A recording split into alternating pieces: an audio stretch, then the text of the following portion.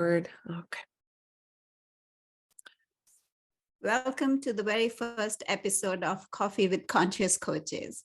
I'm Poonam. I'm based in Australia, and I'm here with two of my very special, very sensitive, and very devoted coaches who really, really want to make a difference in other people's lives. Would you like to introduce yourselves? Hi, I'm Anna. I'm in Romania. I'm a conscious coach. I'm a doula, and I'm also a mom to an amazing 8-year-old who keeps me on my toes and teaches me about consciousness every day. And I'm just as thrilled as Poonam to be here and to have these conversations about how to be conscious and present in our kids' lives. Hi, I'm Fatima, and I'm happy to be here with Poonam and Anna today. I'm in Dubai, and I'm previously was a Montessori educator, which brought me to conscious parenting, finding a way to embody how to be an educator, and just to embody consciousness so that you know that in every movement that you do, children are continuously watching you. Okay, so we decided for our first coffee session, and we've all got coffees here. So we would encourage you to get your coffees whenever you come to our chats. So you can just relax, sit back, and learn about conscious parenting. So for today's session, we've decided that we're going to pull a card, and whatever is on the card, we'll discuss that. So there is no scripted conversation. It's just natural conversation emanating from that card and how we look at that card and what's written on that card. So Anna, would you like to read the card, please? Yes. Okay. So we'll draw from, this is Dr. Shefali's deck of cards and all of her beautiful wisdom. We'll just draw a random one. Okay.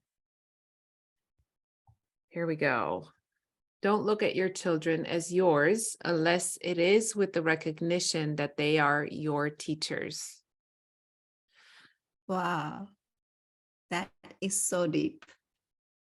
That reminds me of that poem that Khalil Gibran wrote. Your children are not yours.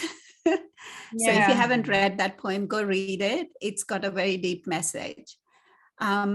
So what I think about this is that our children come into our lives to be our teachers. So they're basically the mirrors. So they show us things that we haven't dealt with within ourselves, that we have been carrying from our past. So you would see that there are things that trigger you when your child is behaving in a certain way. So it's a moment that you need to be grateful for, because that's where you need to do the work. That's how I see it. What do you think, girls? Yeah, that's exactly it. And I kind of loved it.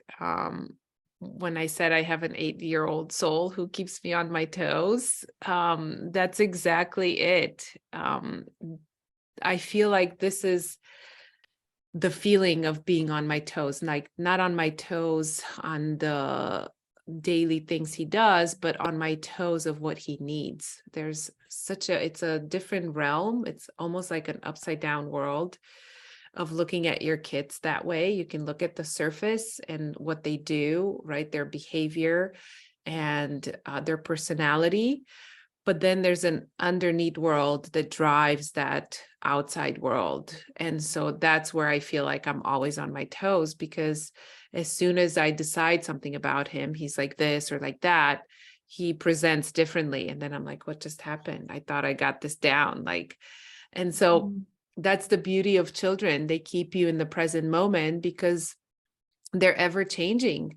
just like we are, although we stop kind of growing so fast. And so we forget that we keep growing and evolving. And I'm going to read it one more time because I think it's just so, it just hits a different part of you. So it says, don't look at your children as yours unless it is with the recognition that they are your teachers. So yeah, I think if I look at my son as if he's mine, then I get to decide what he needs, when he needs it, what is best for him. But if I sit with the part of this that says, you know, unless they're your teachers, then I feel a sense of wonder, a curiosity of like, okay, a teacher, how? Like, what is he going to teach me? Or how is he a teacher? And I think it wraps up beautifully, like you said, Poonam, with how they come to show us some things. But we first, I think, need to get real curious about this way of looking at our kids. This curious way of asking, what does he bring to the table in our family, right? And then we have a different kind of conversation, and not just that, but a different way of being a parent. And I feel like it almost, in a way, might make us a little bit anxious because it's an unknown world we're entering. But at the same time, it also takes the pressure away because we don't have to decide for our kids every single detail of their life. We can involve them and open up that and cultivate that kind of relationship. So we get to discover together. Exactly. I think we need to become observers. Yes. So observe not only the child, but observe ourselves as well. So just kind of understand that when we say, you know, that your child is not yours, like biologically they're yours, but if you think of the soul,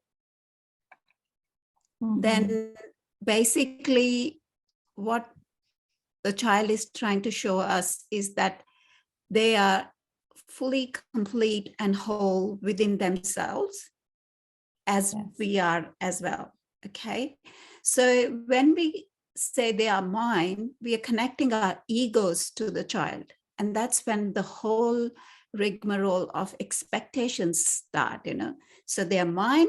So because they are mine, they have to do certain things because that affects my ego as well. So we kind of start channelizing our unmet desires or whatever we've learned from our society, and those values, those thoughts that we've learned from the outside, that drive our behavior, and we try to change our child to meet that behavior. You know, so when we trust that the universe has created this beautiful soul and they are complete in themselves, and then we watch them with curiosity and we observe what they're doing, I think that's when they become our teachers, because we've long forgotten to be curious, to stay in the present. We are constantly thinking about our past and our future, but the children are constantly in the present, enjoying the now. And that's what we need to learn from them. Yeah, that's right. I love I love how you say that, Poonam, because that's exactly like what I learned in Montessori. Like, I might not be a mom, but working with kids, you realize that each one is so unique and special in their own way that you see them for who they are individually. And I think that's the beauty in it, because as a Montessori educator as well, you are constantly, one of the things is that you're constantly observing the child as well and observing yourself and what shows up within yourself. And that's where you can put two and two together. Like, how do I need to be different or change to what is the need of the child in that moment, or what do they need from you as a person? And I love how you said that they unique in this, they soul, they just whole as they complete.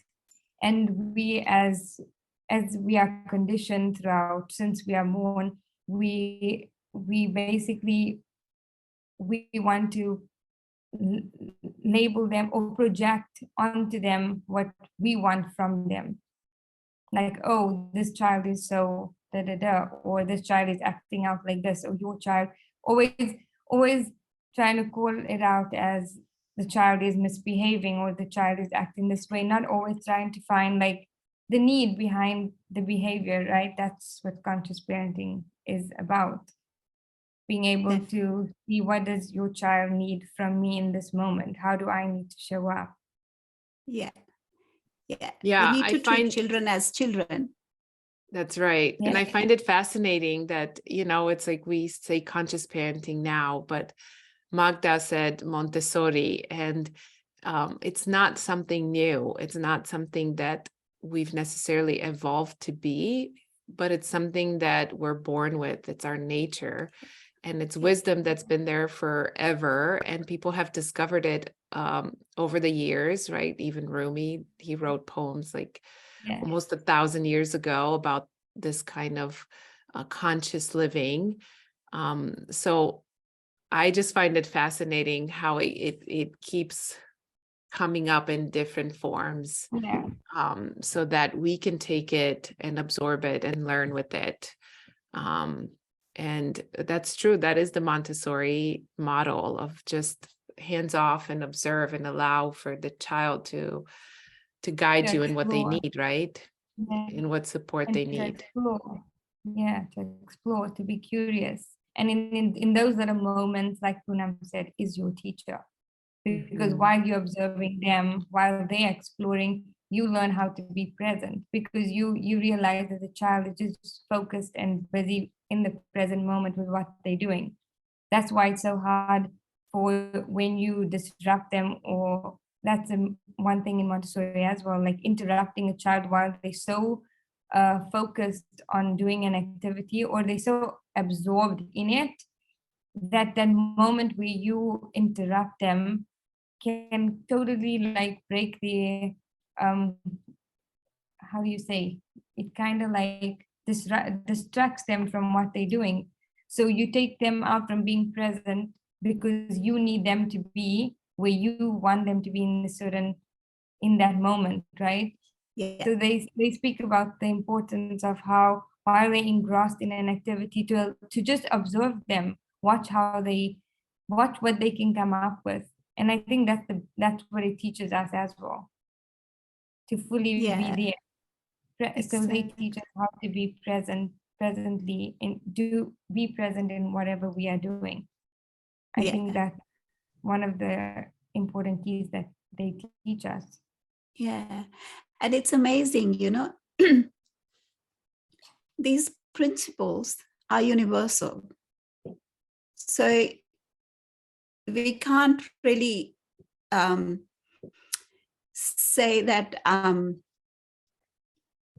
So we've kind of unlearned them, but that's how universe created us.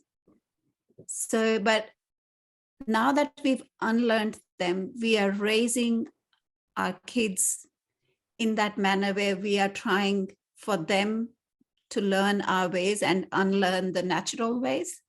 But Yeah. if we keep trusting the universe for how the children are,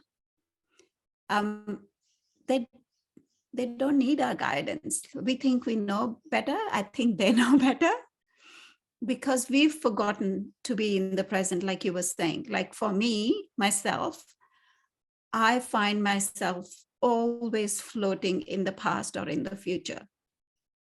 And ever since I've started this spiritual journey of becoming conscious, I have to keep reminding myself, you're again in the past, you're again in the future.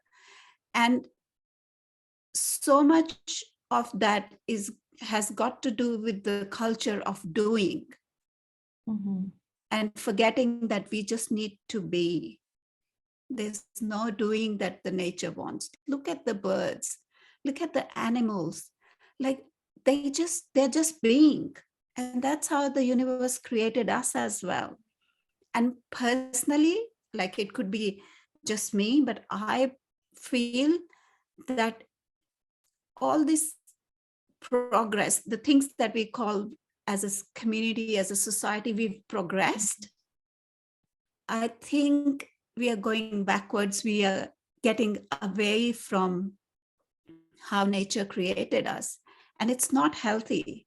And that's why we've got so many problems like mental health issues, and so many labels that we have for our kids these days, ADHD and this and that. These labels mean nothing. If we give them the right environment and we nourish their souls, they'll just blossom. They are complete. But it's us and our inability to stay in the present and just be is what's causing the friction, and it's the expectations that we have of them, because that's how we live our lives, and that's why we need to learn from them.